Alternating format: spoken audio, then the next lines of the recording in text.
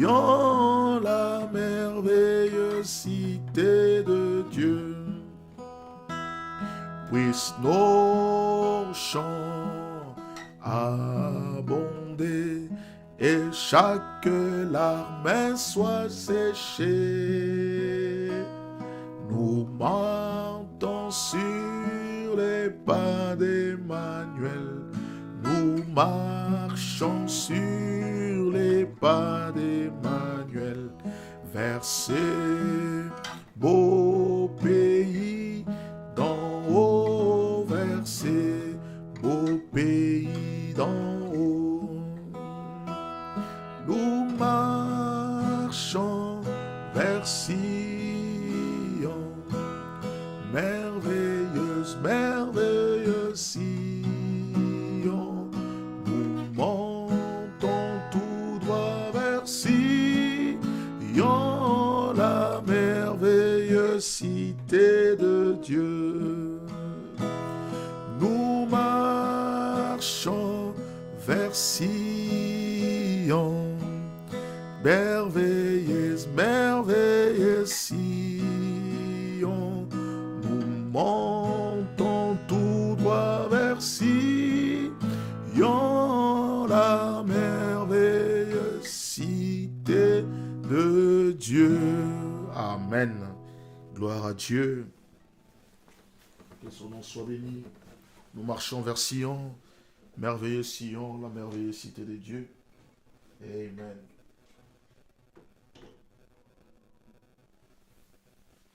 Amen. Que le nom du Seigneur soit béni. Comme vous le savez, comme je l'ai dit au départ, nous sommes un peu dans des conditions atypiques, inhabituelles, mais nous allons profiter quand même de l'occasion malgré ces obstacles imprévus qui étaient vraiment pas de notre volonté, mais avec les moyens que le Seigneur nous donne, nous allons les servir. Les prophètes de Dieu disent, nous devons servir le Seigneur avec ce que nous avons. Amen. Nous devons servir le Seigneur avec ce que nous avons. Il dit que même si vous ne savez pas chanter, servez Dieu avec ce que vous savez. Si vous savez siffler, alors sifflez pour le Seigneur. Si vous savez taper les mains, alors tapez les mains pour le Seigneur. Si vous savez simplement, tout ce que vous savez faire, c'est de, je ne sais pas, de témoigner pour le Seigneur. Donc, nous allons alors faire ce que nous pouvons avec les moyens que nous avons pour la gloire de Dieu. Amen. Et donc, je salue chaque frère, chaque sœur qui est présentement en ligne. Que le Seigneur vous bénisse. Voilà, donc excusez-moi, je suis toujours obligé de vérifier de temps en temps si tout se passe bien. Et en lisant les commentaires, je vois le frère Jean-Bernard. Frère Jean-Bernard, que Dieu te bénisse. Amen. Que Dieu vous bénisse, toute la famille. Le frère Jean-Bernard de l'île de la Réunion. Ah, je me souviens de vous. On s'est rencontrés en Suisse. Que le Seigneur vous bénisse richement, ainsi que tous les frères et sœurs qui sont en ligne connectés en ce moment. Amen. Je ne peux pas vous voir, mais au travers de vos commentaires, au travers de vos manifestations diverses, je peux savoir que vous êtes là. Amen. Vous savez, c'est un moyen assez, original, mais nous devons malgré tout profiter de la technologie pour pouvoir communier. Alors même si nous ne pouvons pas nous serrer la main, même si nous ne pouvons pas nous voir physiquement, nous allons quand même profiter, essayer, même avec des commentaires, avec des likes, avec ceci ou cela, manifester que nous sommes là. Amen. Et pour moi, ça me encourage de voir vos commentaires. Vous savez, quand on est en présentiel, je vois tout le monde. Quand on parle, on s'adresse aux gens. On peut voir le visage, on peut entendre des voix. Mais là, je ne peux pas vous voir. Vous êtes les seuls qui me voyez. Donc, le seul moyen pour moi de savoir que vous êtes là, c'est au travers de vos manifestations, c'est-à-dire des likes, des commentaires, des petits... montrez-moi des signes que vous êtes là tout au long de la réunion. Et pour moi, alors ça sera un moment de communion aussi, pour pouvoir servir le Seigneur. Alors, sans plus tarder, donc nous allons prendre notre Bible, nos Bibles, et puis lire un petit passage. Hier, nous avons été très bénis par la, la, la réunion que nous avons eue avec notre frère Fernand. Peut-être vous allez voir l'annonce qui est encore sur YouTube. Alors on n'en tenait pas compte, donc c'est lié au fait que hier on l'a laissé comme ça, donc je pense qu'on va l'enlever à la fin de la réunion. Peut-être certains s'attendent que le frère Fernand va prêcher encore. Alors ce n'est pas lui, c'est moi qui vais prêcher. Mais quoi qu'il en soit, ne tenez pas compte de la miniature. Ce qui est important, c'est la vidéo. Gloire à Dieu. Nous allons lire ensemble dans 2 Rois chapitre 3, le verset 16. 2 Rois chapitre 3, verset 16. Lisons la Bible. Il dit, ainsi parle l'Éternel, faites dans cette vallée des fosses, hein. Car ainsi parle l'Éternel, vous n'apercevrez point de vent et vous ne verrez point de pluie. Et cette vallée se remplira d'eau et vous boirez, vous, vos troupeaux et votre bétail. Alléluia. Que le Seigneur bénisse sa parole. Nous allons incliner nos têtes pour un mot de prière. Seigneur Jésus, créateur de cieux et la terre, nous voici, nous allons parler de ta part. Seigneur, nous entretenir sur ce petit passage. Père éternel, nous prions que tu puisses oindre cela. Viens, Père éternel, au milieu de nous, là où se trouve chacun de nous, Seigneur, afin de révéler ta parole à tout un chacun, Seigneur. Mets l'homme de côté, Seigneur notre Dieu, parce que nous savons que l'homme n'est qu'un instrument et ne peut rien faire sans toi. Prends la direction de toutes choses. Conduis-nous, Seigneur. Parle-nous, ô Dieu. Révèle-nous ta parole pour ta seule gloire. Nous t'avons ainsi prié dans le précieux nom de Jésus-Christ. Amen. Amen. J'aimerais parler sur ce passage que nous venons de lire dans 2 Rois chapitre 3, verset 16. Donc, faites dans cette vallée des fosses. C'est cela mon sujet. Faites dans cette vallée des fosses. Donc, c'est l'ordre divin que le prophète a donné à ces gens qui étaient venus pour demander la prière. Et pour comprendre un peu les contextes, nous allons commencer à partir du premier verset. Donc 2 Rois chapitre 3, verset 1er. Vous me supporterez un peu. Malheureusement, je ne peux pas utiliser mon ordinateur, je ne peux pas utiliser mes notes.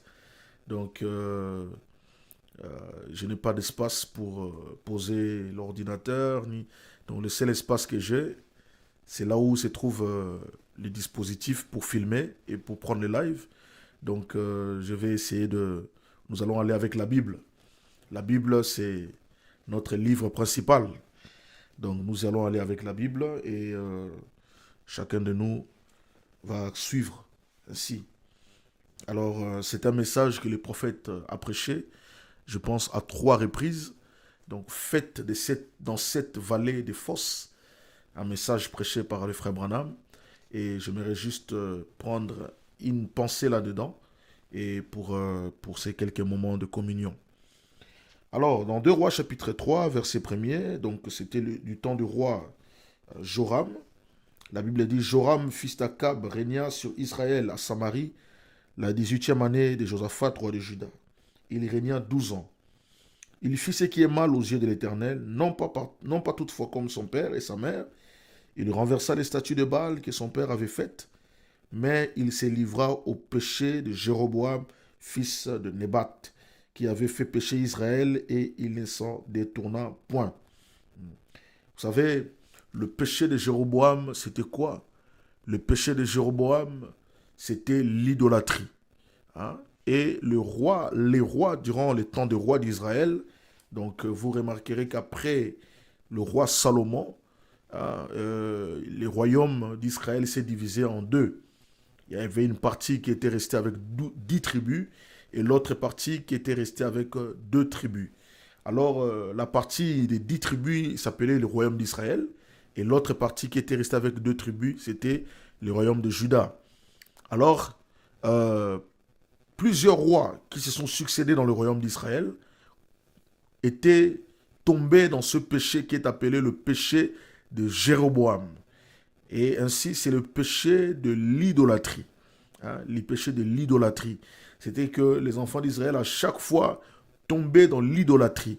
Et l'idolâtrie, les prophètes de Dieu nous expliquent, l'idolâtrie, c'est placer quelque chose avant le Seigneur. Tout ce que nous mettons avant Dieu, c'est une idole. Ça peut être notre travail, ça peut être notre famille, ça peut être notre propre vie, ou ça peut être même l'Église ou notre religion. Donc ce que nous plaçons avant le Dieu vivant, tout ce que nous mettons avant Dieu, c'est une idole. Et comme nous l'avons entendu hier, Jésus-Christ doit être toujours le premier en toutes choses. Et quand nous plaçons les choses avant le Seigneur, ces choses deviennent pour nous comme des idoles. Ça peut être nos études, ça peut être nos loisirs, ça peut être n'importe quoi. Tout ce que nous mettons avant le Seigneur, c'est une idole. Et pour nous, l'Église, nous devons faire attention à placer toujours le Seigneur avant toute chose. Il doit toujours avoir la première place. Et au temps des enfants d'Israël, ils sont tombés dans cette piège qui était d'adorer les autres dieux en dehors du Dieu d'Israël. Ils ont construit des hauts lieux. Il y avait toutes sortes de divinités. Alors que les enfants d'Israël devaient adorer seul Jéhovah Adonai, l'Éternel des armées, le grand Elohim, qui les avait fait sortir d'Égypte, qui les avait envoyé le prophète Moïse. Et ils devaient rester dans cette adoration-là. Vous savez, l'adoration est liée à la foi. L'adoration est liée à la compréhension de la parole. Vous ne pouvez pas adorer le Seigneur en dehors de la parole. La véritable adoration est liée à la vraie doctrine, à la saine doctrine. Et Israël, au temps des enfants d'Israël, ils avaient une saine doctrine qui était la loi de Moïse. Ils ne devaient pas sortir de ce que Moïse avait dit. Et chaque prophète venait répéter toujours et s'alignait toujours à ce qu'avait dit Moïse. Parce qu'il est écrit que l'esprit des prophètes est soumis aux prophètes. Si vous êtes un véritable prophète, vous serez soumis aux prophètes. Et nous, dans notre temps aussi, Dieu nous a envoyé un prophète. Et notre adoration est liée à ce que le prophète dit. Notre adoration est liée à ce que dit la parole. Nous n'adorons pas n'importe comment. Comme dit Jésus-Christ quand il était devant la femme samaritaine, il dit, vous adorez celui que vous ne connaissez pas, mais nous adorons celui que nous connaissons. Car l'heure vient, elle est déjà venue, où les vrais adorateurs adoreront le Père en esprit et en vérité. Donc l'adoration est liée à la vérité. L'adoration, bien sûr, est spirituelle, mais nous adorons aussi en vérité. C'est-à-dire que nous n'adorons pas n'importe qui, nous n'adorons pas n'importe comment, nous adorons en esprit et en vérité. Et au temps des enfants d'Israël, leur adoration devait être selon ce que Moïse avait dit. Et Moïse avait établi les Lévites, avait établi toutes sortes de choses. Il avait établi toutes sortes il avait mis un ordre. Il y avait l'ordre, la discipline, la doctrine et la conduite divine. Et vous savez, c'était les Lévites qui devaient sacrifier, faire les sacrifices au temple. Mais seulement, Jéroboam a déplacé toutes ces choses. Jéroboam a fait l'adoration selon sa propre compréhension, selon ses propres ambitions. Comme il ne voulait pas que les enfants d'Israël aillent à Jérusalem, parce qu'il avait des ambitions politiques, alors pour les empêcher d'aller à Jérusalem, il a établi des hauts lieux, plusieurs hauts lieux, ici et là, pour que les gens y aillent adorer. Mais la véritable adoration restait ce qui était prescrit par Dieu lui-même. Et pour nous, c'est la même chose. Nous pouvons avoir plusieurs sortes de gens qui peuvent dire, bon, nous préférons faire ceci, nous préférons faire cela, mais la véritable adoration reste ce qui est conforme à la sainte doctrine, reste ce qui est conforme aux saintes écritures. On ne peut pas adorer n'importe comment, on doit adorer en esprit et en vérité. Alléluia, que le nom du Seigneur soit béni. Et les enfants, et ce roi Joram est tombé dans le péché de Jéroboam, qui est celui de l'idolâtrie. Alors, la Bible nous dit, Méchant roi de Moab possédait des troupeaux et il payait au roi d'Israël un tribut. des 100 000 agneaux et 100 000 béliers avec leurs laines. À la mort d'Akab, le roi de Moab se révolta contre le roi d'Israël. Le roi Joram sortit alors de Samarie et passa en revue tout Israël. Il s'est mis en marche et il fit dire à Josaphat, roi de Juda, le roi de Moab s'est révolté contre moi. Veux-tu venir avec moi attaquer Moab? Josaphat répondit, j'irai moi comme toi, mon peuple comme ton peuple, mes chevaux comme tes chevaux. Et qu'est-ce qui s'est passé? Le roi, du temps du roi Akab, les Moabites payaient un tribut à Israël. Ils payaient des troupeaux, ainsi de suite. Et quand Akab est mort, donc son fils Joram était en train de régner, et au temps de Joram, le roi de Moab a dit, bon, je ne vais plus le payer les tribus, donc je ne suis plus obligé de faire mes obligations. Et alors, Joram, se sentant offusqué, a pris la décision, croyant qu'il avait le droit de le faire, pris la décision d'aller attaquer Moab pour récupérer ce qui lui était dû. Je pense que vous me suivez très bien, donc ne soyez pas distraits. Nous allons arriver à quelque chose là, que j'aimerais que nous puissions saisir la pensée. Donc, Joram décida, parce qu'il se sentait être dans son droit, décida d'aller attaquer Moab, disant que, bon, voilà, je suis dans mes droits, vous ne payez pas d'impôts, donc je dois prendre mes impôts de force. Et il prit avec lui le roi Josaphat, qui était le roi de Juda. Comme je vous disais dit tout à l'heure, Israël était divisé en deux. Il y avait le royaume d'Israël et le royaume de Juda. Seulement, le royaume d'Israël était tellement perverti, était tellement devenu frivole. Ils avaient toutes sortes de choses, d'adoration qui étaient en dehors de la parole. Mais Juda gardait quand même une certaine, conservait quand même l'identité du véritable croyant. Donc si on peut faire un parallélisme avec aujourd'hui, on peut dire que Israël représentait l'église dénominationnelle ou l'église charnelle, et Juda représentait l'église spirituelle. Même au niveau de l'église chrétienne, il y a deux groupes. Il y a toujours deux semences. Il y a les vrais et les faux. Parmi les ouins, il y a les faux ouins et les vrais ouins. Il y a toujours le véritable croyant et le faux croyant. Même au début de la Bible, il y avait l'arbre de la connaissance du bien et du mal et l'arbre de la vie. Les deux étaient des arbres. Mais un était perverti ou était en dehors de la volonté de Dieu. L'autre était dans la parfaite volonté de Dieu. On voit Caïn et Abel. Les deux frères sont allés adorer le Seigneur. Les deux sont allés adorer. Sauf que l'un avait la véritable adoration, l'autre avait la fausse adoration. Et c'est la même chose qui se répète aujourd'hui. Il y a la véritable église et la fausse église. Souvenez-vous, nous avons parlé dernièrement de 5 identifications précises de la véritable église du Dieu vivant. Donc, nous devons savoir qu'il y a une véritable église du Dieu vivant. Il y a la vraie église et la fausse église. Et ici, Joram faisait partie de ce qu'on pouvait appeler la fausse église. Et Josaphat faisait partie de la véritable église. Mais quand il a voulu aller attaquer, on voit que la fausse église s'est liée à la véritable église. Il y a eu une alliance qui s'est faite. Et Dieu n'a jamais été d'accord avec ce genre d'alliance, ce genre d'amitié qui sont liés par des sentiments. Non. Joram, ou plutôt Josaphat, au lieu de consulter le Seigneur, au lieu de faire ce qui était juste, il est allé simplement par sentiment. Ah, c'est mon frère, même s'il n'est pas dans la volonté de Dieu, même si c'est ci ou quoi, bon, nous sommes après tout, nous sommes tous les enfants d'Abraham, nous pouvons quand même aller, nous sommes tous les enfants d'Israël, après tout, nous avons les mêmes traditions, nous avons les mêmes principes, nous pouvons quand même y aller. Non, mes frères, même si c'est un frère qui te demande de faire quelque chose, tu dois consulter le Seigneur. Il y a quelque chose que les chrétiens nous avons perdu avec le temps, c'est la recherche de la volonté de Dieu. Frères et sœurs, nous ne devons pas perdre cela. Un chrétien cherche toujours la volonté de Dieu avant de faire quelque chose. Nous n'agissons pas par sentiment, nous n'agissons pas par contrainte, nous agissons selon la volonté de Dieu.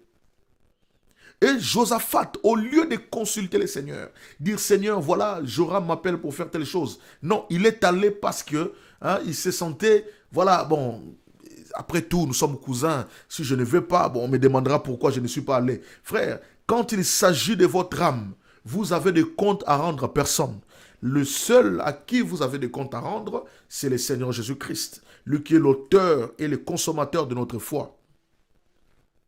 Et nous voyons Joram, qui représente la fausse église, est allé par sentiment ou par des émotions. Il s'est fait conduire par ces émotions. Il s'est fait embarquer dans quelque chose qui n'était pas la volonté de Dieu. Et la Bible nous dit, Josaphat répondit, j'irai avec toi. Et la Bible dit, et il dit, verset 8, donc toujours dans 2 Rois chapitre 3, verset 8, et il dit, par quel chemin monterons-nous? Joram dit, par le chemin du désert d'Édom. Sans consulter Dieu. C'était des devinettes. Bon, on va faire comment? On va faire ça. On va faire comment? On va faire ça. On va faire comment? On va faire ça. Donc, tout ce qu'on fait, on essaye de le faire par nous-mêmes. On essaye d'improviser. Non, mes frères. Nous devons arrêter cette manière de faire. En tant que croyants, en tant que chrétiens, nous devons toujours chercher la conduite du Saint-Esprit. C'est ça qui compte pour nous, la conduite du Saint-Esprit. Et la Bible nous dit, les rois d'Israël et les rois de Juda et le roi d'Édom partirent. Et après une marche de 7 jours, ils manquèrent d'eau pour l'armée et pour les bêtes qui la suivaient. Ils ont pris la décision, bon, nous allons partir là-bas. Nous allons aller là où se trouvent nos droits. Nous allons prendre nos troupeaux, prendre nos impôts. Personne ne peut nous arrêter. Ah oui, d'accord, on va faire ceci. Après tout, nous sommes des enfants de Dieu. Oui, nous sommes des croyants. Oui, alléluia. Allez, ils se sont embarqués tous en direction de Moab. Malgré leurs bonnes intentions, ils n'ont pas consulté le Seigneur. Et la Bible nous dit qu'après 7 jours de marche, ils ont eu des ennuis. Mes amis, quand nous faisons quelque chose sans le Seigneur, nous finirons par avoir des ennuis. Nous finirons par avoir des problèmes. Au début, ça va sembler être bien. Oh, nous marchons, c'est bien. Mais après 7 jours, après une période, vous allez manquer de l'eau. Vous allez manquer l'eau, c'est la vie. Vous allez manquer des ressources. Vous allez manquer la vie. Et ces gens sont allés, bon, Dieu est avec nous, après tout, ce que nous faisons n'est pas si mal. Allons-y, allons-y, allons-y. On ne peut pas, comme le prophète de Dieu a prêché un message, essayer de rendre service à Dieu en dehors de sa volonté. Nous ne pouvons pas faire quelque chose simplement sous prétexte que cela nous semble juste. Non. Nous devons toujours en toute chose nous assurer que c'est la volonté de Dieu. Et comment nous nous assurons que c'est la volonté de Dieu? Nous allons le voir tout à l'heure. Nous consultons le Seigneur par les prophètes. Nous consultons le Seigneur par la prière. Donc c'est-à-dire par la parole. Parce que la Bible, c'est la parole de Dieu. Ce que les prophètes ont dit, c'est la parole de Dieu.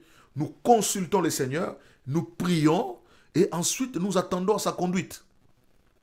Si c'est Dieu qui te permet, tu iras de l'avant. Si ce n'est pas Dieu, tu verras que il y aura quelque chose qui empêchera que tu progresses. Mais le tout, c'est d'être dans la parole et sous la conduite de Dieu. Parce que mes frères et sœurs, n'oubliez pas une chose. Dieu conduit ses enfants. Dieu conduit.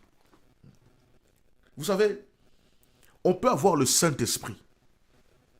On peut avoir le Saint-Esprit, mais nous avons quand même besoin de consulter le Seigneur.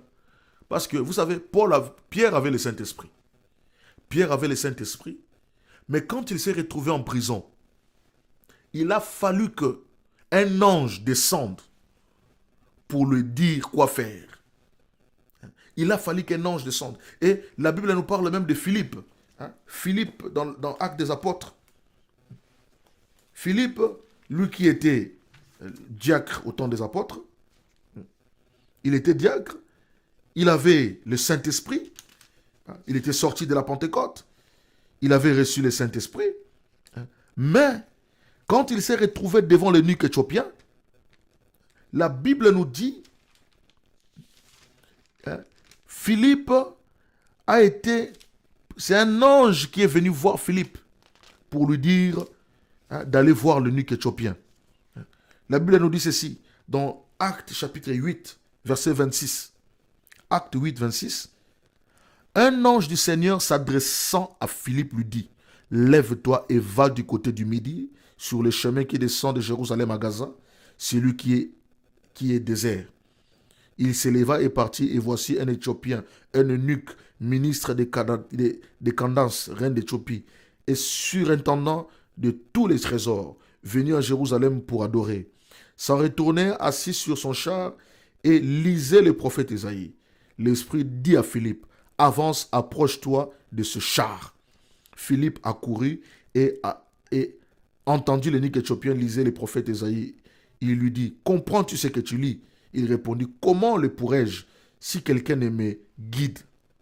Et il invita Philippe à monter et à s'asseoir avec lui. Le passage de l'écriture qu'il lisait était celui-ci.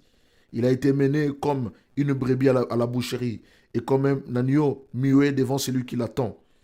Il n'a point ouvert la bouche. Dans son humiliation, son juge a été levé et sa prospérité qui la dépeindra. Et sa postérité qui la dépeindra.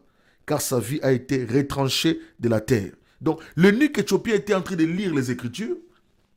Et comme c'était un fils de Dieu, Dieu voulait lui parler. Et Philippe était là. Il était le diacre, il était l'homme adapté pour pouvoir parler à l'eunuque éthiopien en ce moment-là. Bien qu'il avait le Saint-Esprit, ce n'est pas le Saint-Esprit qui lui a dit directement, et Philippe, va là-bas, fais ceci. Non, il a fallu qu'un ange descende pour le conduire. Et Dieu conduit ses enfants. Je crois que les anges conduisent toujours les enfants de Dieu aujourd'hui. Je crois que Dieu est capable d'envoyer un ange pour te conduire pour une situation bien précise. Certains diront, j'ai le Saint-Esprit me conduira. Non, le Saint-Esprit n'est pas dans l'air. Le Saint-Esprit, ce n'est pas le vent. Ce n'est pas par hasard. L'ange de l'Éternel conduit toujours les enfants de Dieu, même aujourd'hui. Dieu est capable d'envoyer un ange par la personne, par un frère, par une sœur, ou même un ange, quelqu'un que tu ne connais pas. Dieu utilise un ange, un être surnaturel pour te dire, vas-y, fais ça, fais ça, fais ça. Dieu est capable de le faire encore aujourd'hui. Mais nous devons vivre dans une certaine atmosphère. Et je crois que nous allons parler de cela dimanche. Créons la bonne atmosphère. Nous devons vivre dans une certaine atmosphère qui fait que les anges de Dieu nous parlent. Les anges nous parlent, mes frères. Les anges peuvent nous parler. Mais cela dépend de l'atmosphère dans laquelle tu vis. C'est pourquoi, mes frères, ce dimanche, je crois que nous allons aborder cela. Nous devons créer une atmosphère qui fait que Dieu communie avec nous. Parce que Dieu ne peut pas descendre n'importe comment, non. Dieu n'agit pas n'importe comment. Il faut créer l'atmosphère qu'il faut, qui attire le Seigneur. Donc je disais que Dieu conduit ses enfants. Et ces gens, au lieu de s'attendre à la conduite de Dieu, au lieu de s'attendre à la conduite du Saint-Esprit, au lieu de s'attendre à la conduite du prophète, de la parole, ils ont pris des initiatives pour aller chercher ce qui leur était dû. Mais au bout d'un moment, ils ont eu des ennuis. La Bible dit que l'eau leur manqua au bout de 7 jours de marche. Je relis cela encore. La Bible nous dit, verset 11, verset 9 plutôt, le roi d'Israël, le roi de Juda et le roi de Dom partirent et après une marche de 7 jours, ils manquèrent d'eau pour l'armée et pour les bêtes. Frère, si Dieu n'est pas avec toi et que tu avances sans le Seigneur, tu manqueras de l'eau. Tu manqueras des ressources. Tu manqueras ce qui t'est nécessaire. Tu arriveras à un moment où tu vas te retrouver complètement démuni. Pourquoi? Quand Dieu n'est pas avec nous, quand nous faisons les choses nous-mêmes et que nous ne consultons pas le Seigneur, vous allez être limité quelque part. Et aujourd'hui, nous voyons dans la vie de certains enfants de Dieu, c'est ce qui arrive.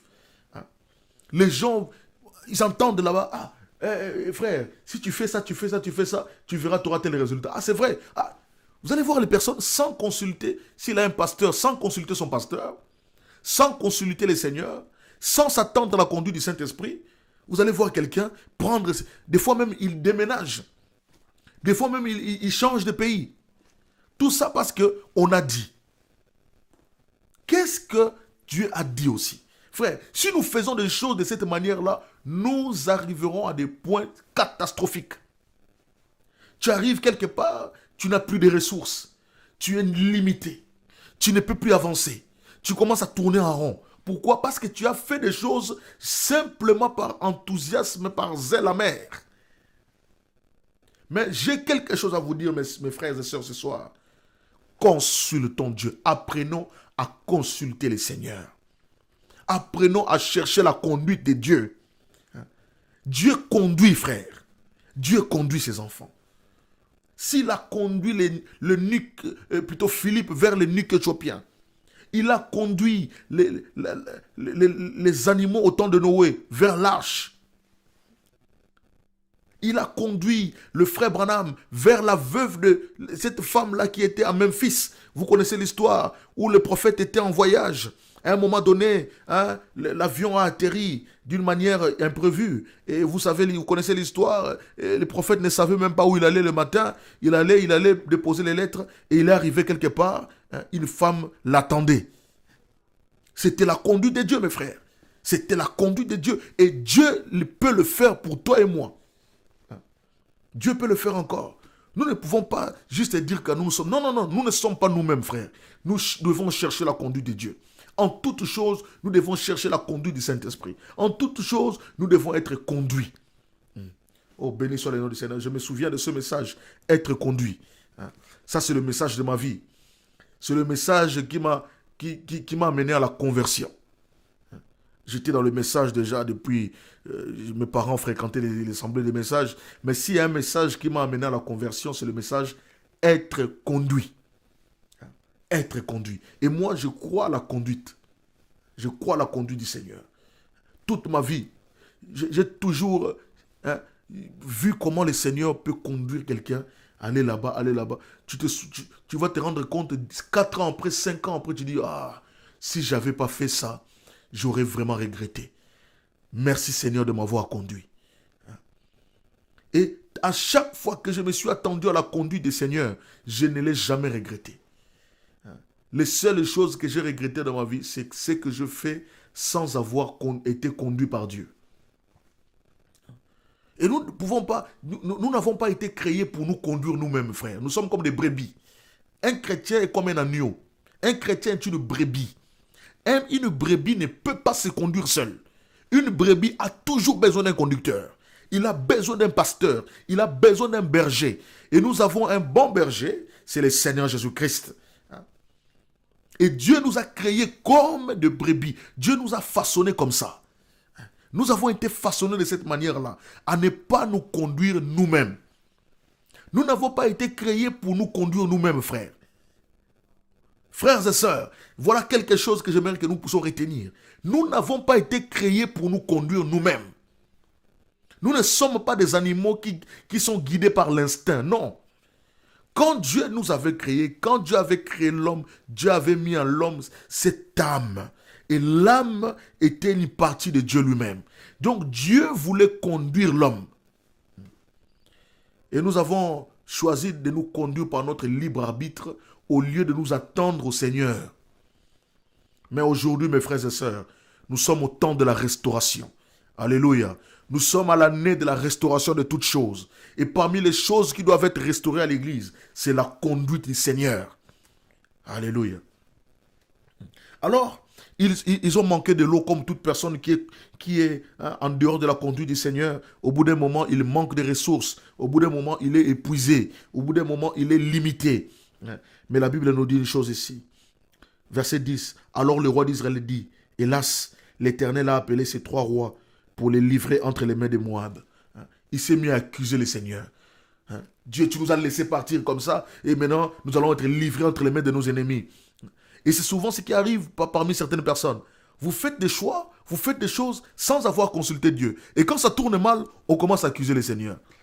Ah Dieu, pourquoi tu m'as abandonné? Dieu, pourquoi tu m'as abandonné? Non, Dieu ne t'a pas abandonné, c'est toi qui as abandonné le Seigneur. Tu as pris des initiatives, tu as fait des choses sans avoir consulté Dieu. Et quand ça tourne mal, tu commences, oh Dieu m'a abandonné, Dieu m'a abandonné, vraiment je suis abandonné, vraiment je suis seul. Non, c'est toi qui as abandonné le Seigneur.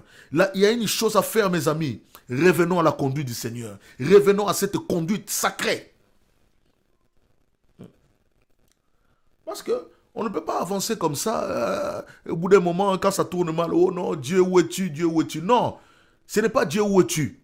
C'est Seigneur, je reviens. Maintenant, je reviens à ta conduite. Conduis-moi. Je me suis conduit tout seul. J'ai commis tant d'erreurs durant les voyages de ma vie. J'ai commis tant d'erreurs. Je suis arrivé à comprendre que sans toi, je ne peux rien. Je réalise, Seigneur. Je réalise. J'ai pleinement réalisé combien j'ai besoin de toi. Tu es mon essentiel, Seigneur. Que je sois tout à toi, que tu sois tout pour moi. Je m'abandonne à toi, Seigneur. Voilà ce qu'il faut faire. Ça, c'est la prière d'un homme qui se rend compte qu'il a pris une marche sans le Seigneur. Maintenant, il doit retourner à la conduite. Mais ne restez pas là à faire des prières interminables. Oui, Seigneur, résous ces problèmes, résous ces problèmes, résous ces problèmes. Non! Qui t'a dit que c'est la volonté de Dieu pour toi? La chose à faire, c'est de dire, Seigneur, j'ai pris une conduite qui était en dehors de ta volonté. Je m'en rends compte. Maintenant, je reviens, Seigneur. Conduis-moi dans ta volonté. Et c'est ce que Josaphat a fait. Vous voyez, il y avait deux rois, comme je vous disais, deux rois qui représentent l'église, la vraie église et la fausse église. Voilà la fausse église qui commence à accuser Dieu. Tu nous as amenés ici, maintenant nous sommes complètement délaissés, complètement livrés à nous-mêmes. Comment allons-nous faire? Comment allons-nous faire? On commence à murmurer. Oh Dieu, tu nous as abandonnés. Mais la véritable église, écoutez la véritable église. Josaphat, 2 Rois chapitre 3, verset 11. Mais Josaphat dit, n'y a-t-il ici aucun prophète de l'Éternel par qui nous puissions consulter l'Éternel? Alléluia. Un véritable enfant de Dieu, quand il se rend compte qu'il a commis une erreur, il cherche le moyen de la repentance. Il ne cherche pas à accuser Dieu. Ah, Seigneur, voilà ce qui m'arrive. Oh, Seigneur, tu m'abandonnes. Ne m'abandonne pas. Tu ne peux pas me laisser comme ça, Seigneur. Non. Quand on se rend compte qu'on a commis une erreur, qu'on a emboîté les mauvais pas, la chose à faire, c'est de revenir. Alléluia. Et c'est ce qu'a fait Josaphat. Il a demandé, y a-t-il pas ici un prophète à qui nous puissions consulter? Frère, pour être conduits par Dieu, nous devons consulter les prophètes. La Bible dit, l'Éternel Dieu ne fait rien sans avoir révélé ses secrets à ses serviteurs, les prophètes. Josaphat a compris que non, nous avons pris un mauvais chemin. Nous avons pris un mauvais départ. Nous sommes dans nous allons aller comme ça jusqu'où? Et il y a des gens, mes frères et sœurs, dans la vie chrétienne, il y a des gens qui ne réalisent pas leurs erreurs. Ils sont dans l'erreur, mais ils persistent. C'est comme quelqu'un qui va face au mur, au lieu de faire demi-tour, non, il continue à marcher face au mur. Il marche face au mur, il voit bien que le mur l'empêche d'avancer, mais il continue à marcher contre lui. Il est têtu. Non, frère. Quand nous nous rendons compte que nous avons pris un mauvais chemin, nous devons faire demi-tour. Alléluia. Nous devons faire demi-tour. Et la repentance, c'est faire demi-tour. Et la Bible nous dit ici, verset 11, Josaphat dit, y a-t-il point aucun prophète de l'Éternel par qui nous puissions consulter l'Éternel? L'un des serviteurs du roi d'Israël répondit, il y a ici Élisée, fils de Shaphat, qui versait l'eau sur les mains d'Élie. Et Josaphat dit, la parole de l'Éternel est avec lui. Les rois d'Israël, Josaphat et les rois d'Édom descendirent auprès de lui. Alléluia. Y a-t-il pas un prophète? Aujourd'hui, mes frères et sœurs, Dieu a ses serviteurs. Élie est parti, mais Élisée est sur la terre. Nous savons que le prophète Branham, qui est le prophète de cet âge, n'est plus sur la terre. Mais il a des auxiliaires. Des auxiliaires qui sont là pour continuer le travail. Et je ne crois pas à un croyant qui est là. Oh non, moi je suis toujours conduit par... Même si le prophète n'est plus là, je suis toujours conduit par les prophètes d'une manière invisible. Non, frère. Élisée est là. Allez consulter les serviteurs de Dieu qui sont ici sur la terre. Dieu a ses serviteurs. Dieu a ses gens. Dieu a des gens à qui il a fait confiance pour s'occuper de ses brebis. Et Josaphat a dit, allons consulter les prophètes parce que la parole de l'Éternel est avec lui. Et quand le prophète a vu ces 3 rois venir, Élisée dit, verset 13, Élisée dit au roi d'Israël, qu'y a-t-il entre toi et moi? Va vers les prophètes de ton père et vers les prophètes de ta mère. Et le roi d'Israël lui dit, non, car l'Éternel a appelé ces 3 rois pour les livrer entre les mains de Moab. Élisée dit, l'Éternel des armées dont je suis serviteur est vivant. Si je n'avais égard à Josaphat, roi de Juda, je ne ferais aucune attention à toi et je ne te regarderai pas. Alléluia. Le roi de Juda était là. Le roi d'Israël, quand Élisée a vu le roi d'Israël, sachant qui il est, sachant que c'est un homme tiède, c'est un homme qui ne reconnaît pas le véritable Dieu. Il vient consulter les prophètes. Frère, aujourd'hui, c'est ce qui arrive parfois quand on vient prier le Seigneur, tout en sachant que vous êtes dans le faux. Il y a des gens qui viennent prier à Dieu, faire des prières comme si de rien n'était. C'est comme si Dieu ne voyait pas. Il vient, ah Seigneur, tu es tout pour moi. Oh Dieu, tu es merveilleux. Oh. Même quand le Seigneur voit, il dit, mais il y a quelque chose qui ne va pas. Cet homme, il sait qu'il n'est pas en ordre de prier la parole. Et Élisée, sachant cela, il a dit, si ni t'étais Josaphat, je ne te regarderai même pas. Ni t'étais Josaphat, je ne te regarderai même pas. Mais comme Josaphat était là, son influence a fait que Élisée fasse quelque chose.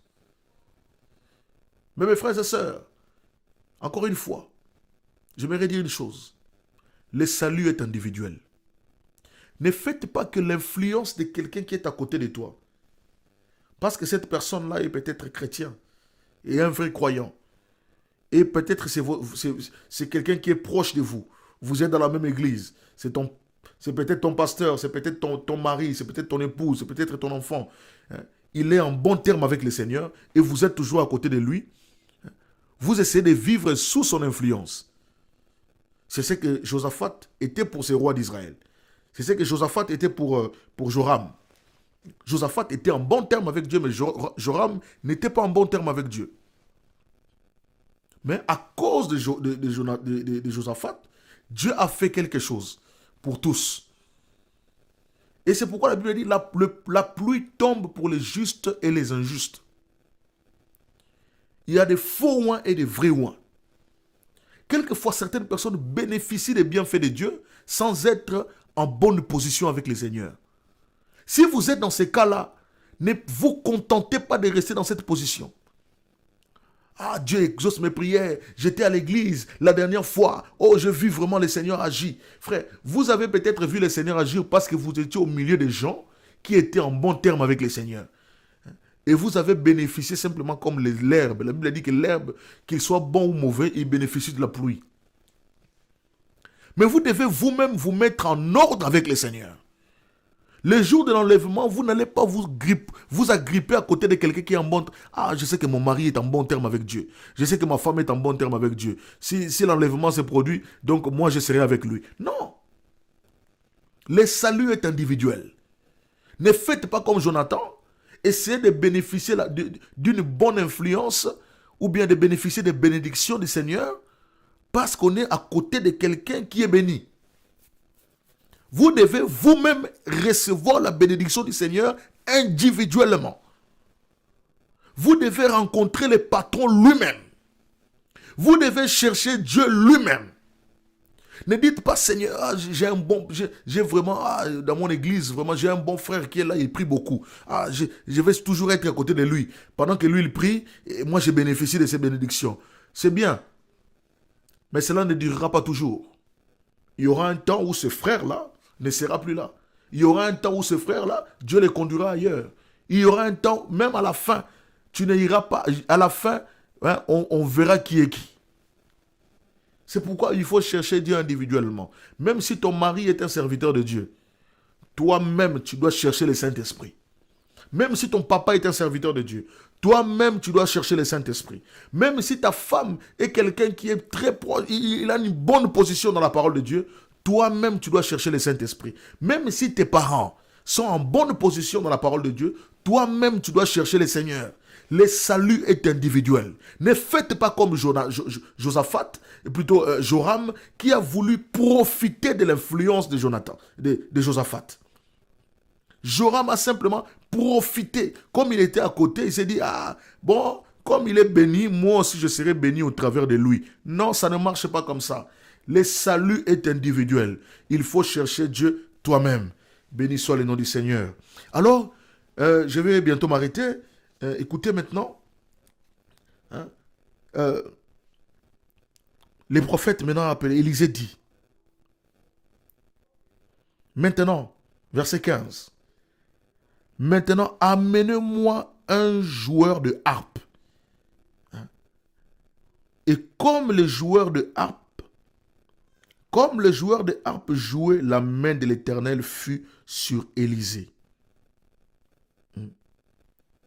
Ce point, nous allons venir sur ça dimanche, Dieu voulant. Nous allons parler de ça en parlant des atmosphères. Avant que la main de Dieu descende sur Élisée, Élisée a dû demander les joueurs de harpe. Savez-vous pourquoi nous chantons avant que la prédication ne commence? Savez-vous pourquoi nous chantons avant de prier? Savez-vous pourquoi nous avons besoin des instrumentistes qui sont consacrés? Savez-vous pourquoi quand David chantait, les mauvais esprits quittaient Saül? À cause de l'atmosphère. Frères et sœurs, une bonne atmosphère amène la présence de Dieu. Le roi, et plutôt le prophète voulait prier.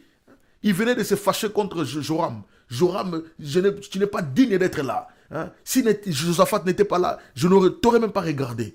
Il venait, hein, quelque chose l'avait déplu. Il sortait d'une mauvaise atmosphère. Mais pour que la main de Dieu soit sur lui, il fallait qu'il puisse détendre l'atmosphère. Il fallait qu'il puisse amener la présence de Dieu. Frère, il y a des moyens pour amener la présence de Dieu. Parfois, des gens disent, mais je ne prie pas beaucoup. Quand je prie 5 minutes seulement, je m'arrête. Mais regarde l'atmosphère qui est autour de toi. Tu viens de te disputer avec ta femme. Comment tu veux prier 1 heure? Tu viens de faire toutes sortes de choses. Comment tu veux prier pendant même 30 minutes? Il faut créer l'atmosphère. Nous allons parler de cela dimanche. Je crois que ça va être une grande bénédiction. Créer la bonne atmosphère. Et Élisée a créé la bonne atmosphère. Quand il a créé la bonne atmosphère, la Bible dit que la main de l'Éternel fut sur lui. Et il s'est mis à prophétiser. La Bible dit, quand la main de l'Éternel fut sur lui, maintenant écoutez ceci. Et il dit, ainsi parle l'Éternel. Faites dans cette vallée des fosses, car ainsi parle l'Éternel, vous n'apercevrez point de vent, et vous ne verrez point de pluie. Et cette vallée se remplira d'eau, et vous boirez, vous, vos troupeaux et vos bétails. Alléluia. Ils étaient sans eau. Ils avaient soif. Leur bétail était en train de mourir. Les soldats étaient en train de mourir de soif. Mais ils sont venus consulter le Seigneur. Que Dieu donne la solution. Mais maintenant, ils étaient dans un endroit, dans une vallée. C'était presque désertique. Il n'y avait pas d'eau dans les alentours. C'était sec.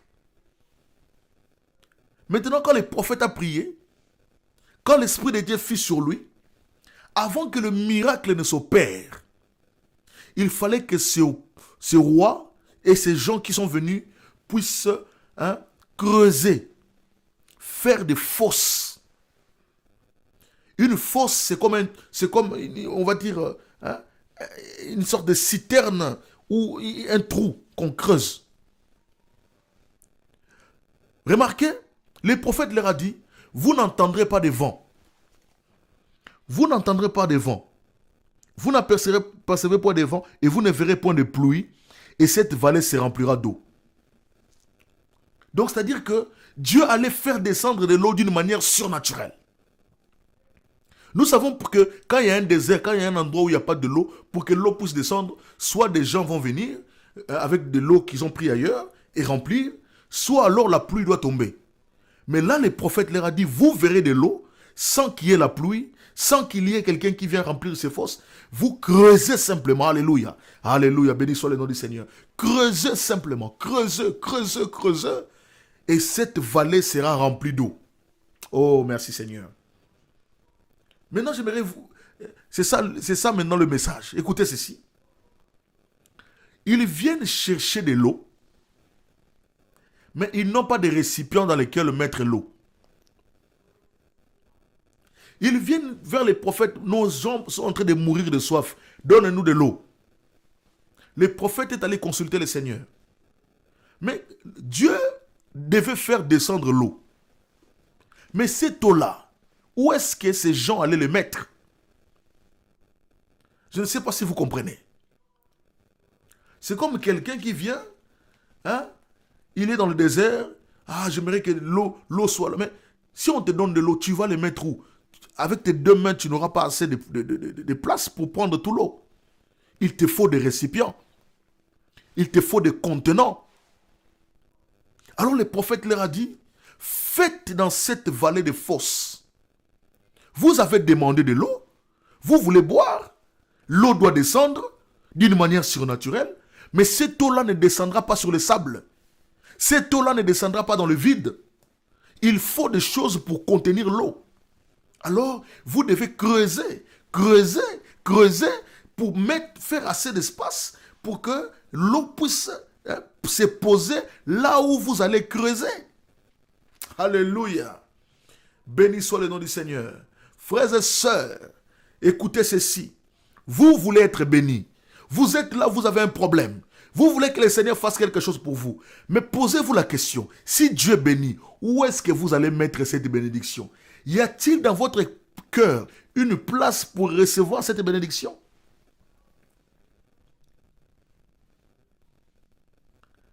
La bénédiction va venir. Mais est-ce que vous avez des récipients, des vases? Vous êtes disposé à accueillir ces bénédictions-là? La bénédiction ne va pas tomber dans le vide. L'eau ne va pas tomber dans le vide. Le Saint-Esprit ne va pas tomber dans le vide. Il faut un endroit où le Saint-Esprit, où les bénédictions du Seigneur, où tout ce que vous demandez à Dieu puisse trouver une place. Alléluia.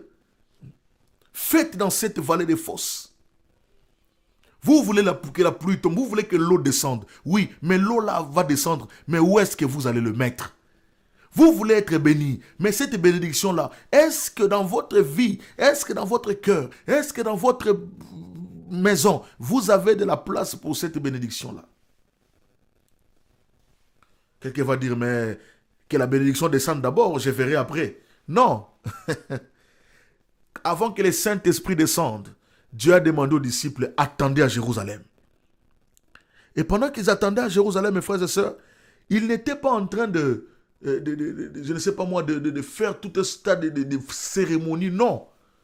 Les prophètes de Dieu disent, ils attendaient. Ils étaient dans la patience. Il fallait qu'ils se vident. Il fallait qu'ils soient... Dieu devait les vider un peu. Alléluia. Savez-vous pourquoi Moïse, avant que Dieu ne l'appelle, il devait attendre 40 ans. Dieu devait vider en Moïse tout ce qu'il avait appris de l'Égypte. Dieu devait mettre en Moïse la puissance. Dieu lui-même devait habiter en Moïse. Parce que quand Moïse est allé, Moïse n'est pas allé seul. Dieu était en lui.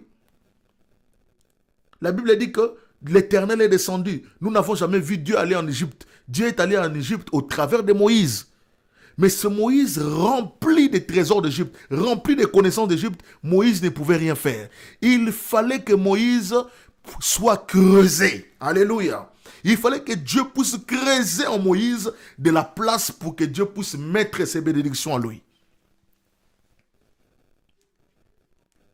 Paul, un pharisien, connaissait beaucoup de choses. Mais avant de prêcher l'évangile, il fallait que Dieu puisse mettre sa connaissance du Saint-Esprit en Paul. Mais cette connaissance du Saint-Esprit ne pouvait pas descendre dans le vide, ne pouvait pas descendre sur Paul avec ce qu'il avait déjà. Il fallait que Paul se vide d'abord. Et c'est la même chose pour nous, mes frères et sœurs. Avant de recevoir la bénédiction du Seigneur, nous devons nous vider d'abord de ce qui est de nous-mêmes. Nous devons nous vider d'abord de ce qui est de notre propre compréhension. Nous vider d'abord de notre propre moi, afin que Dieu puisse déverser ces bénédictions en nous. Les bénédictions de l'Éternel ne descendront pas dans la vallée. Non, il faut creuser des fosses. Il faut faire des fosses. Il faut creuser, mes frères. Il faut faire de la place dans laquelle Dieu va se manifester. Aujourd'hui, les gens prient. Nous voulons un réveil. Nous voulons que Dieu se manifeste. Je veux que Dieu se manifeste dans ma maison. Je veux que Dieu se manifeste dans ma vie. Je veux que Dieu se manifeste dans mon église. Mais Dieu va descendre, va faire descendre sa puissance. Est-ce qu'il va faire descendre cette puissance dans le vide? Non. Il faut de la place. Alléluia. Il faut faire de la place. Et c'est ça le but de ce message de ce soir. Faisons de la place. Creusez dans cette vallée de fosses. C'est-à-dire, faites de la place pour que Dieu puisse déverser ses bénédictions. Faites de la place pour que Dieu puisse mettre ce qu'il a à vous donner. Vous demandez à Dieu, Seigneur, j'aimerais faire ceci, j'aimerais faire ceci. Mais est-ce que vous avez creusé de la place pour que la bénédiction soit là? Vous êtes célibataire, Seigneur, j'aimerais me marier. Est-ce que vous avez assez de la place pour avoir une vie de mariage? Vous êtes une jeune fille célibataire. Vous êtes seul, mais vous n'arrivez pas à vous accepter vous-même. Vous êtes seul, vous êtes rempli de complexes. Vous êtes seul, on ne peut pas mener une vie chrétienne dans le mariage si on n'arrive pas à mener une vie chrétienne en tant que célibataire. Vous devez d'abord vaincre, parce que dans le mariage, ne pensez pas que vous allez vous marier pour vous convertir dans le mariage. Non. Vous mariez en tant que converti. Alléluia. Vous avez besoin que Dieu se manifeste dans votre vie. Ah non, Seigneur, j'aimerais que tu me donnes telle chose, j'aimerais que tu me donnes telle chose. J'ai besoin du travail, j'ai besoin de ceci. Mais déjà là, tu n'as pas de travail. Tu n'as pas les bénédictions que tu cherches. Mais tu es déjà rempli. C'est comme si tu n'avais pas besoin du Seigneur. Dieu veut te vider avant de mettre sa bénédiction. Alléluia. Avant que Jésus puisse changer l'eau en vin, il fallait qu'il y ait des récipients qui étaient adaptés pour ça.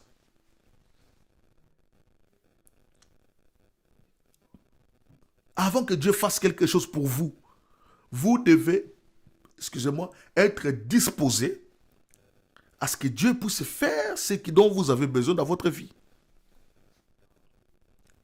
Vous avez besoin du Saint-Esprit. Faites de la place pour le Saint-Esprit dans votre cœur. Faites de la place. Ça, ce n'est pas le prophète qui a creusé les fosses. Ce n'est pas Dieu qui a creusé les fosses. Il fallait que ces gens puissent creuser eux-mêmes.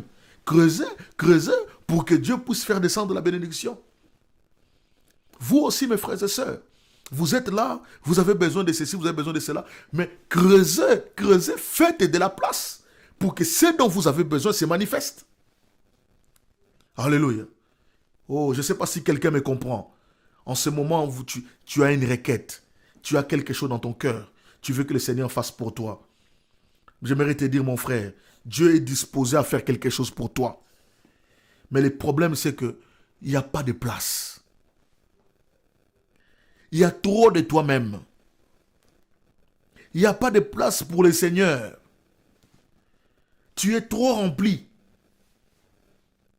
Il faut disposer de la place. Alléluia.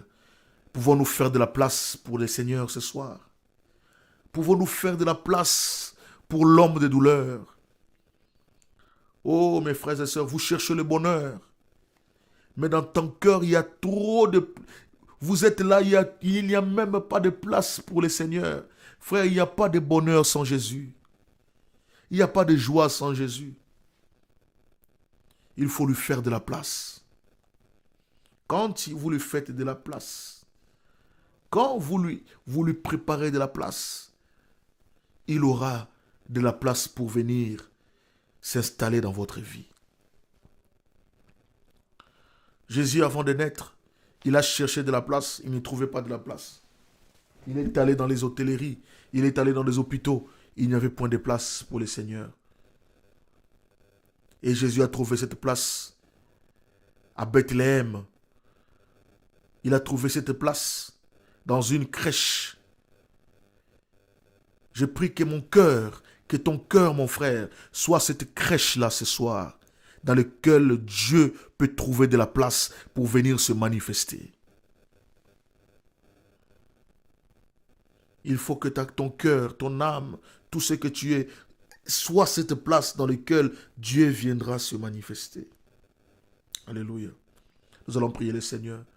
Que chacun de nous, là où il est, puisse simplement dire un mot. Dire, oh Seigneur, je vais me vider, Seigneur. Je veux simplement te laisser de la place. Je veux creuser, faire des fossés dans ma vie. Faire la place pour le Saint-Esprit dans ma vie. Faire de la place pour le Seigneur dans ma vie. Oh Dieu, j'aimerais faire de la place. Que le Seigneur donne la révélation à chacun de nous ce soir. Que chacun comprenne comment faire cette place dans la vie, dans nos vies. Comment creuser ces fossés. Mon frère, ma soeur, tu as besoin de la vie de prière. Tu as besoin de la vie de prière. Mais cette vie de prière a besoin du temps de prière. Pour avoir la vie de prière dont tu as besoin, il faut préparer déjà le temps pour la prière. Tu veux que Dieu te donne le Saint-Esprit. Il faut commencer par te sanctifier parce que le Saint-Esprit ne peut pas descendre dans un cœur qui est rempli de souillures, dans un cœur qui est rempli de péchés. Le Saint-Esprit a besoin d'un cœur pur. Creuse mon frère, creuse ma soeur, creuse l'espace pour que le Saint-Esprit descende. Commence à arranger avec la personne avec qui tu as des problèmes. Commence à appeler cet homme-là, cette personne-là, avec qui tu as des conflits. Demande le pardon. Dis, je viens te demander pardon. Arrange ta vie, arrange les choses pour que Dieu puisse trouver de la place en toi. Avant qu'Abraham reçoive le fils promis, Abraham devait avoir de la place pour ses fils promis. Le prophète de Dieu dit, Abraham a préparé la venue d'Isaac avant qu'Isaac ne vienne. Abraham préparait la place pour que la bénédiction entre dans sa maison. Toi aussi, tu veux que le Seigneur puisse faire quelque chose pour toi, mon frère. En ce moment où je parle, peut-être quelqu'un a besoin d'une voiture, peut-être d'une maison, peut-être de biens matériels. Le Seigneur bénit aussi matériellement. Mais as-tu de la place pour ces bénédictions? Tu veux que le Seigneur te donne quelque chose? Prépare la chose qui est liée à ça. Tu veux que le Seigneur te donne, je ne sais pas moi, une maison, ou tu veux que le Seigneur te donne un bien matériel quelconque. Vas-y, prépare la place pour ça. Creuse, afin que la bénédiction descende, trouve de la place. Que Dieu donne la révélation à chacun de nous. Je sais que chacun a un besoin, chacun a une requête, chacun a quelque chose dans son cœur qu'il veut que le Seigneur fasse pour lui. Maintenant que le Seigneur donne la révélation à chacun, que veux-tu mon frère? Que veux-tu ma soeur? Tu as besoin de plus de Dieu dans ta vie. C'est ce que moi je veux aussi. Alors ce que Dieu nous demande maintenant, c'est de mettre de la place pour plus de Dieu en nous. Faire de la place pour plus de Dieu en nous. Comment devons-nous faire cette place pour plus de Dieu en nous? Nous devons être plus sincères. Nous devons être plus sincères qu'avant. Avoir plus de sincérité. Parce que Dieu aime la sincérité. avoir plus avoir un cœur plus disposé. C'est ce que le Seigneur veut. Parce que Dieu veut se manifester dans ta vie. Dieu veut faire quelque chose pour toi. Tu as la profondeur. Cette profondeur qui cherche le Seigneur. Il y a une profondeur pour répondre à cet appel. Mais avant que cela n'arrive, cette profondeur a besoin de trouver de la place. As-tu cette profondeur dans ton cœur? Oh, mes frères et sœurs, le Seigneur est capable. Il est prêt à nous donner ce dont nous avons besoin. Mais nous devons en faire de la place. Tu veux que le Seigneur puisse te donner plus de moyens financiers. Mais as-tu de la discipline pour gérer ces moyens financiers? Parce que si tu n'as pas la discipline, quand la bénédiction tombera, ne trouvera pas la place. Si l'eau tombait dans le vide, cette eau-là allait s'éparpiller. Si la bénédiction financière descend, mais là où il n'y a pas la discipline, cette bénédiction te conduira à la mort. Il faut préparer la venue de la bénédiction. Mon frère, sois plus discipliné. Ma sœur, sois plus disciplinée. Tu ne peux pas être fidèle dans les grandes choses si tu n'es pas fidèle dans les petites choses. Aujourd'hui, tu n'as pas grand-chose, mais tu n'arrives pas à les gérer. Comment peux-tu gérer les grandes choses que tu demandes?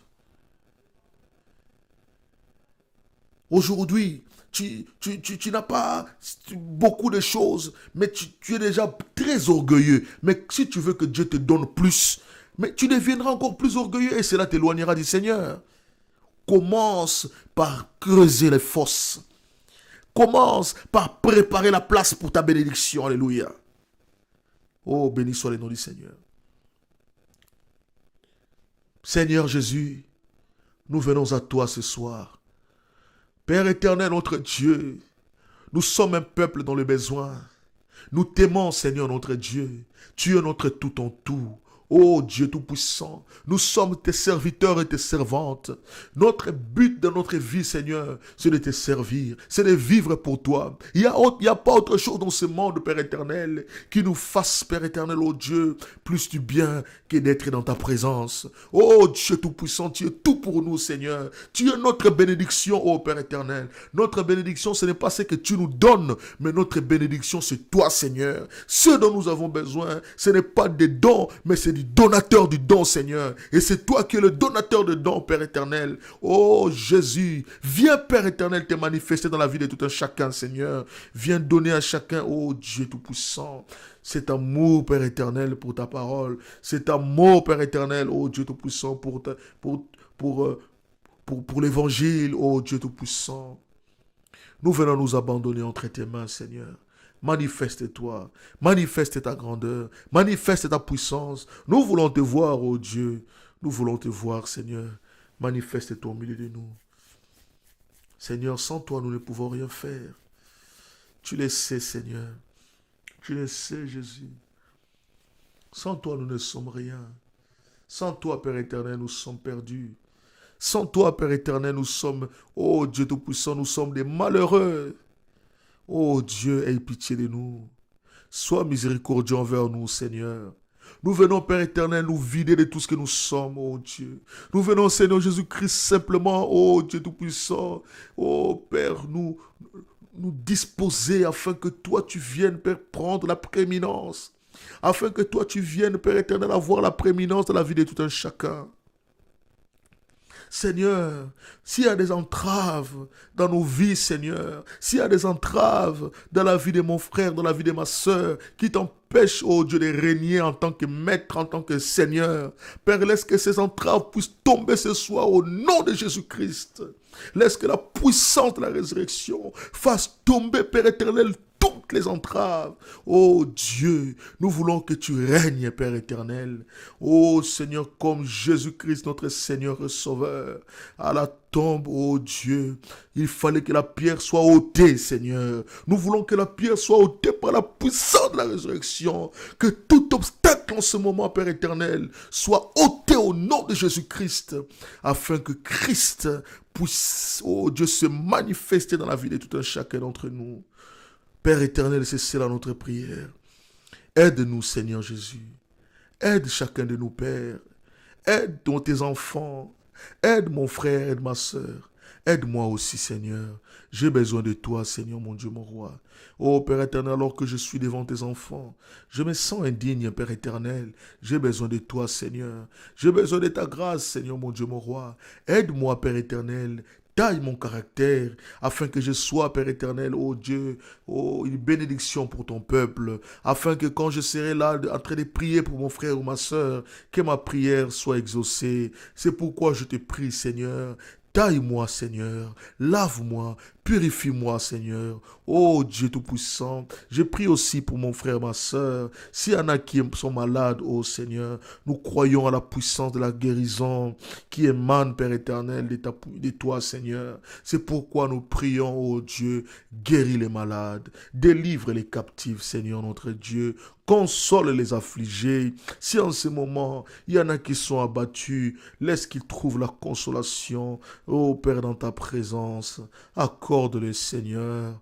Oh Dieu Tout-Puissant, bénis tes enfants, Seigneur. En ce moment où je parle, Seigneur mon Dieu, mon roi, il y en a, Père éternel, qui passent des situations difficiles. Il y en a qui sont dans des épreuves, Père éternel. Il y en a qui passent des épreuves. Oh Dieu Tout-Puissant, fortifie tes enfants qui passent des épreuves, Seigneur. Seigneur, en ce moment où je parle, il y a un frère, il y a une sœur quelque part qui a des infirmités, Seigneur. Oh Dieu, laisse que la guérison divine, Père éternel, puisse, oh Jésus-Christ, traverser les ondes, Père éternel, quitter cet endroit où je suis, Père éternel. Et Père éternel, que cette atmosphère soit propagée partout où tes enfants se trouvent, au nom de Jésus-Christ. Et que cela, Père, guérisse ceux qui sont malades. Et que cela donne des solutions à ceux qui ont des problèmes.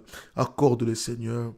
Nous avons besoin de toi. Nous avons besoin de la conduite du Saint-Esprit dans notre vie. Nous ne pouvons pas nous conduire nous-mêmes, Seigneur. Nous ne pouvons pas aller là où nous voulons, Seigneur, mais nous voulons aller là où toi tu veux que nous allions. C'est pourquoi, Seigneur, nous demandons ta conduite en toutes choses. Nous demandons ta conduite dans toutes choses, dans nos vies, Seigneur, dans nos foyers et partout où nous sommes, Seigneur notre Dieu. Prends soin de tes enfants, Père éternel. Ô Dieu Tout-Puissant, en ce moment, Père éternel, je pense à ceux qui sont en déplacement, à ceux qui sont en voyage, Seigneur. Notre frère Marion, qui est en ce moment en déplacement. Notre frère Mathieu, qui en ce moment est en déplacement. Oh Dieu Tout-Puissant, nous le remettons aussi entre tes mains. Nous prions aussi pour nos frères et sœurs qui ne prient pas avec nous, Seigneur, mais qui, Père éternel, ont une requête quelconque.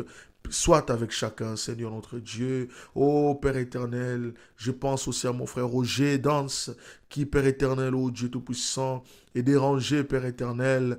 Oh Père éternel, notre Dieu, c'est toi le Dieu qui restaure, qui rétablit, Seigneur. Rétablis, Père éternel, ses os. Oh Père éternel, je pense, Père éternel, à son problème de jambes. Seigneur, tu es capable, Père éternel, de faire quelque chose pour cela, Père éternel. Je prie que Dieu Tout-Puissant, que tu l'aides, oh Dieu Tout-Puissant, dans cette épreuve, au nom de Jésus-Christ. Je pense aussi, Père éternel, à ma belle famille, ma famille qui est éprouvée en ce moment. Oh Dieu Tout-Puissant, nous avons perdu un membre de famille, Seigneur. Oh Jésus, je prie que tu fasses grâce. Oh Seigneur, mon Dieu, mon roi, nous prions, Père éternel, que tu fasses quelque chose, que tu consoles les cœurs affligés, que tu consoles, Père éternel, oh Dieu Tout-Puissant, la famille, oh restreinte de papa. Oh, de papa Joël Kalombo, Seigneur, mon Dieu, mon roi, qui est allé dans la gloire, Seigneur. Nous prions, Père éternel, toi qui as décidé de le reprendre, que tu puisses, Père éternel, fortifier ses frères et sœurs. Oh, je pense à notre pasteur Dos aussi qui est très abattu par la situation, ainsi que ses frères et sœurs, Seigneur. Je prie que tu les consoles au nom de Jésus-Christ. Oh, Père éternel, au reste, que ton nom soit loué, que ton nom soit béni. Seigneur Jésus, je prie aussi en ce moment, Père éternel, pour notre Assemblée Grâce Tabernacle, pour les programmes que nous allons avoir au mois d'octobre, les 13, les 14 et les 15 octobre, Seigneur, pour ta gloire, ô Dieu. Conduis toutes choses, Seigneur. Nous remettons toutes choses entre tes mains. Seigneur, notre Dieu, nous savons que le diable est là pour combattre, Seigneur, mon Dieu, mon roi, pour faire que cela soit un échec. Mais toi qui nous as donné cette inspiration, toi qui nous as conduit à faire cela, Seigneur, laisse que, Père éternel, notre Dieu, tu puisses mener chaque chose jusqu'à la fin, au nom de Jésus-Christ. Conduis chaque intervenants, Seigneur, et tes serviteurs qui viendront nous apporter la parole. Nous prions que tu sois avec chacun, Seigneur. Oh Dieu, nous prions aussi, Seigneur, notre Dieu, pour la salle, oh Seigneur, notre Dieu, pour l'organisation de l'événement, Seigneur, pour toutes choses, oh Dieu, pour les services des médias, pour les services des protocoles, pour les services de restauration, pour le service, oh Dieu Tout-Puissant, de la musique, Seigneur, et pour tout ce qui sera fait, Père éternel. Que tout soit conduit par toi, Seigneur. Oh Jésus, nous chassons toute manœuvre du diable au nom de Jésus-Christ. Et nous prions, Père éternel, que toi-même, Seigneur, que tu sois, oh Dieu, le Maître absolu, que tu conduises toutes choses, Seigneur. Seigneur notre Dieu, nous pensons aussi à notre bien-aimé, le révérend Fernand Fay, qui nous a apporté la parole hier, qui est allé, Père éternel, notre Dieu, qui continue son voyage, Seigneur, son périple. Nous prions, Seigneur notre Dieu, que tu puisses, Seigneur Jésus-Christ, le conduire, que tu continues à être avec lui, Seigneur, que tu continues, Père éternel, à l'utiliser puissamment, partout où il sera, Seigneur, qu'il soit un véritable don, un canal par lequel tu béniras tes enfants. Seigneur, nous prions aussi, ô Dieu Tout-Puissant, pour sa chère épouse et toute sa famille, Seigneur, au nom de Jésus-Christ. Père, nous remettons cette soirée entre tes mains, alors que notre réunion tend à sa fin. Nous prions que tu sois avec chacun, Seigneur, que tu bénisses tes enfants, ô Dieu Tout-Puissant. Père, ceux qui ont ouvert, qui nous ont permis d'entrer dans leur maison, qui nous ont permis, Père éternel, notre Dieu, de pouvoir, oh Dieu Tout-Puissant, entrer au travers de ces moyens de la technologie dans leur maison. Père, que tu les bénisses. Bénis chaque maison, Seigneur. Et laisse que là où il y avait des difficultés, Seigneur, que toi tu puisses, Seigneur Jésus-Christ, oh Dieu, te manifester dans la vie de chaque famille, Père éternel, au nom de Jésus-Christ. Bénis aussi, Père éternel, oh Dieu Tout-Puissant, ton épouse dans le monde entier. Bénis, Père éternel, oh Seigneur, tous les assemblées de la ville de Toulouse, Seigneur, nos frères et sœurs ici partout, Seigneur, qui te servent, oh Dieu. Bénis ce qu'ils font pour toi. Père, nous pensons aussi à tous tes serviteurs partout dans le monde, tous les Éphésiens 4, nous les remettons entre tes mains, au nom du Seigneur Jésus-Christ. Au reste, que ton nom soit béni, que ton nom soit loué. Au nom de Jésus-Christ, nous t'avons ainsi prié. Amen et Amen. Amen. Que le Seigneur vous bénisse. Nous allons juste chanter ces derniers chants avant de nous séparer.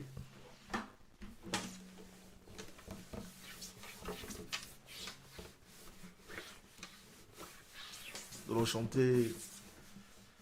Alléluia. Je suis faible et tu es fort. Marche toujours près de toi. Amen. C'est ce que nous voulons. Nous voulons marcher toujours près de lui. Nous voulons marcher toujours dans sa présence. Je suis faible, tu es fort. Jésus, garde-moi du mal. Je serai satisfait tout le jour, comme je marche. Garde-moi près de toi. Oh, marche toujours avec toi. Jésus exauce ma prière. Marche toujours près de toi. Laisse qu'il en soit ainsi, cher Seigneur. Dans ce monde de peine et piège, en tombant qui me secoue, qui m'aide à porter mon fardeau. Rien que toi, cher Seigneur, seulement toi. Marcher toujours avec toi. Jésus exauce ma prière. Marcher toujours près de toi. Ah, laisse qu'il en soit ainsi, mon Seigneur. Quand ma faible vie expire, que mon temps ne sera plus. Guide-moi en sécurité et près de rivage de ton royaume. Oh, marche toujours près de toi. Ah, Jésus exauce ma prière. Marche toujours près de toi. Ah, laisse qu'il en soit ainsi, mon Seigneur.